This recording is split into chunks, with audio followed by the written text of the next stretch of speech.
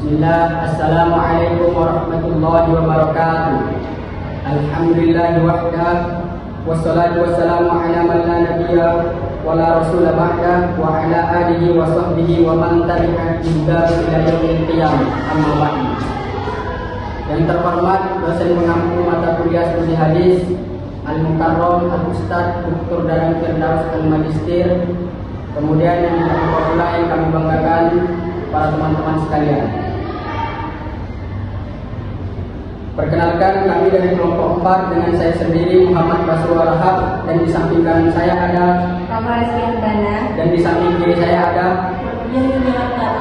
Adapun tujuan kami di sini ialah akan mempresentasikan hasil diskusi kami terkait hadis sahih dan hadis hasan.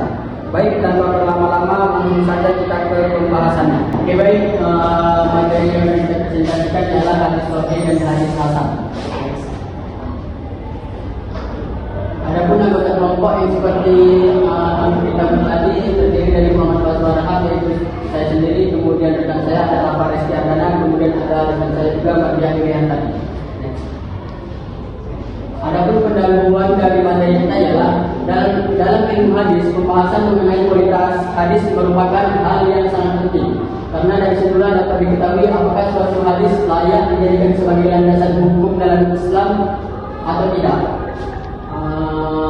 Untuk lebih lanjutnya, mungkin teman-teman bisa membaca pendahuluan yang ada seperti ini. Adapun latar yang membelakangi materi kita pada kali ini ialah hadis merupakan sumber ajaran Islam setelah Al-Quran yang sangat penting dalam menentukan hukum, sehingga keabsahannya harus diperhatikan dengan baik. Oleh karena itu, para ulama dalam ilmu hadis menetapkan kaidah untuk menilai kualitas hadis. Dari penilaian tersebut, hadis dibagi menjadi beberapa jenis, di antaranya hadis sahih dan hadis hasan. Yang keduanya dapat dijadikan landasan hukum. Jadi hadis sahih dan hadis hasan keduanya dapat dijadikan landasan hukum. Kemudian memahami perbedaan dan syarat keduanya penting agar tidak terjadi kesalahan dalam mengamalkan ajaran yang berasal dari Nabi Muhammad. Adapun rumusan masalah yang bakal kita tetapkan pada materi kali ini adalah: 1. Apa yang dimaksud dengan hadis sahih dan hadis hasan dalam ilmu hadis? Kemudian yang kedua, apa saja syarat-syarat hadis sahih dan hadis hasan? Kemudian apa saja pembagian hadis sahih dan hadis hasan? Yang mana ketiga rumusan masalah ini akan kita bahas selama presentasi ini berlangsung.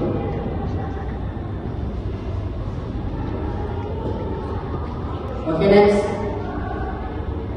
Adapun tujuan dari presentasi kita kali ini ialah untuk mengetahui pengertian hadis sahih dan hadis hasan dalam ilmu hadis.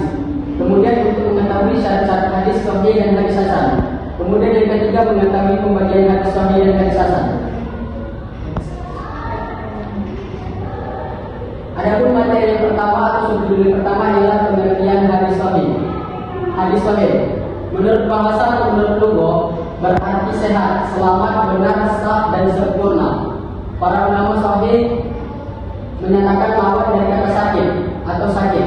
Kemudian yang kedua, menurut istilah, secara istilah berarti hadis yang sanadnya bersambung atau diriwayatkan oleh perawi yang adil dan dhabit atau ingatan yang kuat. Jadi dhabit itu ingatan yang kuat, hingga bersambung kepada Rasulullah atau pada sanad terakhir, berasal dari kalangan sahabat tanpa mengandung syai atau kejanggalan ataupun ilat atau yang dimaksud dengan cacat. Next. Kemudian ada materi yang kedua, yaitu syarat-syarat hadis sahih yang akan dijelaskan oleh rekan saya berikutnya. Baik, kita masuk ke pembahasan selanjutnya, yaitu syarat-syarat hadis sahih. Syarat hadis sahih itu ada 5. Yang pertama, sanadnya harus bersambung. Sanad bersambung itu ialah sanad yang meriwayatkan hadis dari Rasulullah sampai ke zaman yang terakhir yang meriwayatkannya. Yang kedua adalah perawi hadis yang bersifat adil. Yang bersifat adil ini, perawi itu harus memiliki akhlak yang baik dan dapat dipercaya. Yang ketiga adalah periwayat hadis bersifat dhabit. Dhabit itu adalah ingatan yang kuat dan teliti dalam meriwayatkan hadis. Yang keempat adalah tidak syaz. Tidak syaz itu dan tidak menyimpang. Hadis itu tidak bertentangan dengan Al-Quran, hadis lain yang lebih sahih riwayat dari yang kuat. Yang kelima, hadis itu tidak ada cacat atau tidak hilang. Baik, di sini saya ingin menambahkan seperti yang dikatakan pemateri tadi bahwa ada syarat-syarat hadis sahih. Namun saya ingin menjelaskan bahwa ada beberapa syarat yang dapat berpotensi gugur, yaitu terdapat pada syarat pertama, syarat kedua, dan syarat yang ketiga. Nah, syarat yang pertama itu tadi yaitu sanadnya bersambung atau ittisal as-sanad. Nah, syarat ini dapat gugur apabila sanad tersebut terputus di satu tempat atau di beberapa tempat, sebagaimana akan datang penjelasannya secara terperinci tentang kelemahan hadis disebabkan terputusnya sanad. Kemudian syarat yang kedua tadi ada perawi hadis yang harus bersifat adil. Nah, syarat ini dapat gugur atau berkurang apabila pada diri seorang perawi itu terdapat salah satu sifat yang akan saya jelaskan ini. Yang pertama itu berdusta. Nah, ia berdusta atas nama Rasulullah SAW meskipun sekali saja dalam seumur hidupnya. Kemudian yang kedua itu dapat berpotensi gugur apabila ia dituduh berdusta. Beda dengan berdusta, yang kedua ini dituduh berdusta.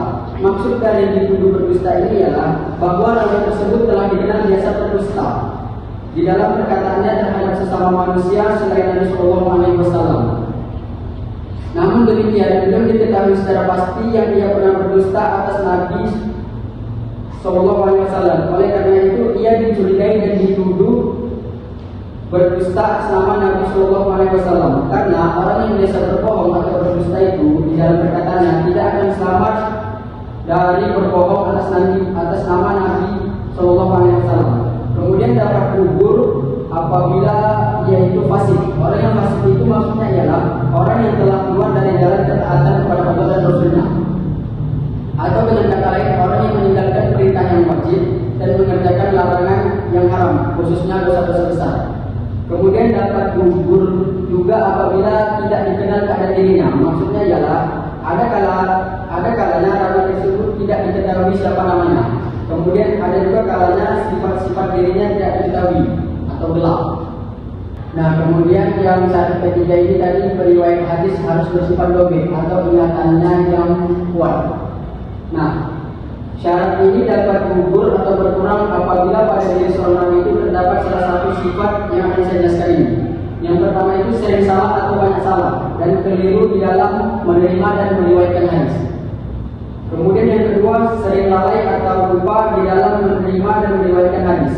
Kemudian yang ketiga, ini sangat penting, yaitu buruk hafalannya. Kemudian yang keempat, menyalahi riwayat rawi yang siqah atau yang lebih siqah darinya.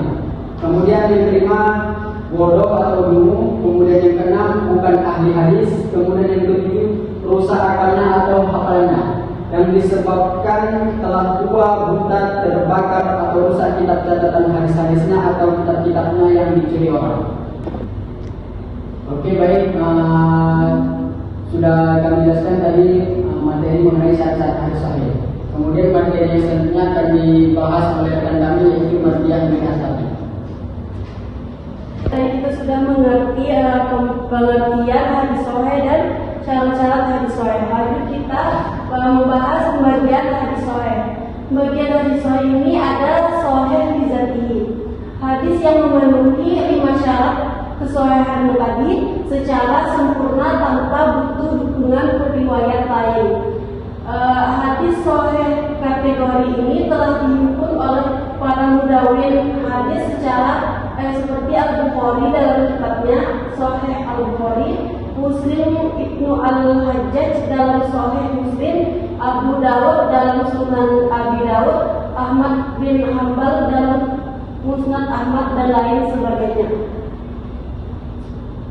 Yang kedua ada Sahih Riwayat, hadis yang asalnya adalah hadis hasan li dzatihi, namun karena ada jalur periwayatan lain yang menguatkannya, derajatnya naik menjadi hadis sahih. Hadis hasan tersebut menjadi hadis sahih riwayat bukan karena dirinya, tetapi karena adanya hadis lain yang sahih yang mengangkat derajatnya atau kualitasnya. Yes. Oke, baik, kita lanjut kepada pembahasan yang berikutnya, yaitu pengertian hadis hasan. Menurut etimologi atau menurut bahasa, hasan berarti baik atau indah. Kemudian menurut secara istilah berarti hadis hasan memiliki kriteria yang hampir sama dengan hadis sahih. Namun hanya ada satu perbedaan yang mendasar, yaitu tingkat penerbitannya lebih rendah dibandingkan perawi hadis yang sahih. Namun ini bisa menjadi hujah. Nah, mungkin untuk pengertian hadis hasan cukup sekian pembahasannya. Kemudian untuk pembahasan berikutnya akan dijelaskan oleh rekan saya berikutnya. Kita masuk ke pembahasan selanjutnya ialah syarat-syarat hadis hasan. Syarat-syarat hadis hasan ini mempunyai kesamaan dengan syarat hadis sahih. Yang membedakannya adalah terdapat di nomor 3, yaitu kedomitannya kurang dikit.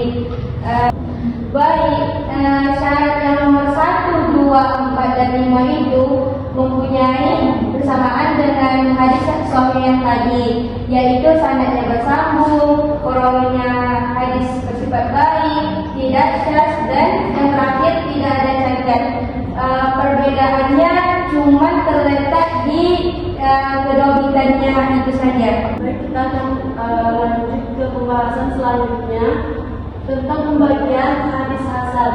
Hadis hasan ini ada 2 bagian juga. Yang pertama, hasan lizatihi. Hasan lizatihi adalah hasan hadis yang memenuhi syarat kesohihan, namun kekuatan hafalan perawinya sedikit di bawah standar hadis sahih. Yang kedua, hasan riwayi. Hasan riwayi ini adalah hadis yang asalnya hadis dhaif, namun karena didukung oleh jalur periwayatan lain yang setara atau lebih kuat, ia naik derajat menjadi hadis hasan. Baik, hanya ini materi yang dapat saya dan rekan saya sampaikan. Adapun kesimpulan yang dapat kita ambil pada presentasi kali ini ialah hadis sahih dan hadis hasan adalah kategori hadis yang makbul atau yang diterima, yang memenuhi kriteria sanad bersambung, perawi hadis serta bebas dari syadz atau kegagalan dan illah, cacat kualitas. Kemudian yang kedua, kualitas sahih dzatihi, yaitu kualitas yang tertinggi. Kemudian bawahnya ada sahih dzatihi yang hadis hasan yang naik tingkat. Kemudian ada hasan dzatihi. Kemudian ada hasan dzatihi, dhaif ringan yang naik tingkat. Baik, mungkin hanya ini presentasi yang dapat kami tampilkan. Jika ada pertanyaan ataupun tanggapan maupun sanggahan, bisa teman-teman sekalian sajikan di ruang diskusi yang sudah diberikan oleh dosen pengampu mata kuliah kita. Mungkin hadanina syukran ala ihtimamikum wa istima'ikum. Naqulu lakum assalamualaikum warahmatullahi wabarakatuh.